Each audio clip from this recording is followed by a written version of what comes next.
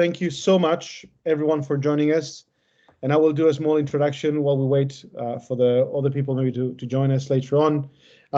As you are probably aware, this is the third webinar that we do together with the RFU, who has been very kind and really helpful to help us on these topics about the return to play and the situation linked to the COVID restrictions and this new normality that we live across. So we have had a couple of webinars before this one.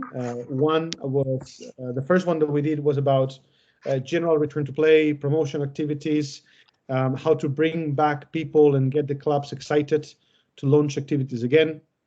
The second one that we had was about coaching, how to get back into contact, how to coach, taking into consideration restrictions in a COVID-safe environment.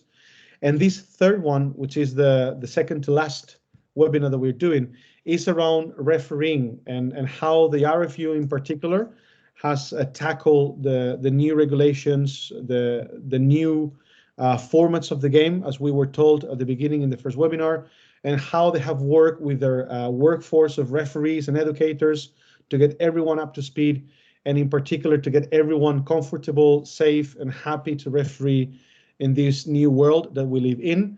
So I'm going to pass in a second to my colleagues of the RFU, but just for you to know, the way this is going to work, we're going to have a 50 minutes of presentation by our colleagues from the RFU, by Michael and Philip, sorry. And after that, we're going to have a 15 minutes Q&A session where any question you have, any doubt or any comment, we will be happy to take it upon. You can write your questions on the chat so they can stay there for later on.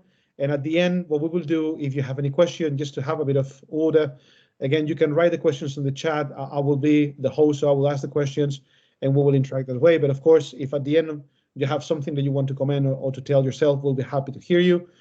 Please mute your microphones. You can do it right now, so we can have Michael and Philip presenting without any background noise.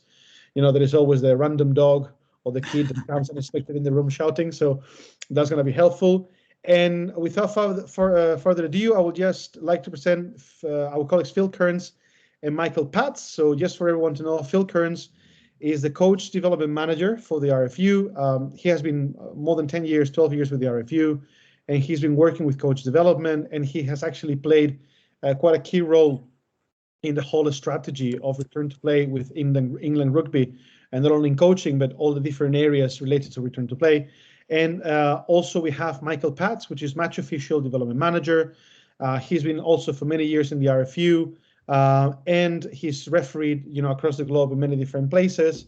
And also he's leading the team of match official developers, delivering courses, and appointing the top community leagues in England. And he's also played a key role to educate all these referees in the new regulations and the new conditions that they have to referee here in England. Well, there in England. So Philip, Michael, all yours. Thank you so much. Thank you for joining us. I think Michael's going to share his screen, aren't you? I am indeed. Welcome everyone, and thanks for giving your time up this evening. Looking forward to this. Has this come up, Phil? Yeah, it has, yeah. From the beginning. There we go. So yeah, as Jose said, it just really my role here tonight is obviously just sort of giving us give a bit of background to the previous two webinars, to sort of paint the picture and set the context from where the refereeing angle has come through. We've had sort of many different approaches: the playing side, the coaching side, and the match officiating side. That's been really key to delivering the return to rugby. And as we've mentioned on the previous webinars, it's definitely not been something that's been a straight trajectory. There's been lots of twists and turns, lots of changing directions from where we thought we were going.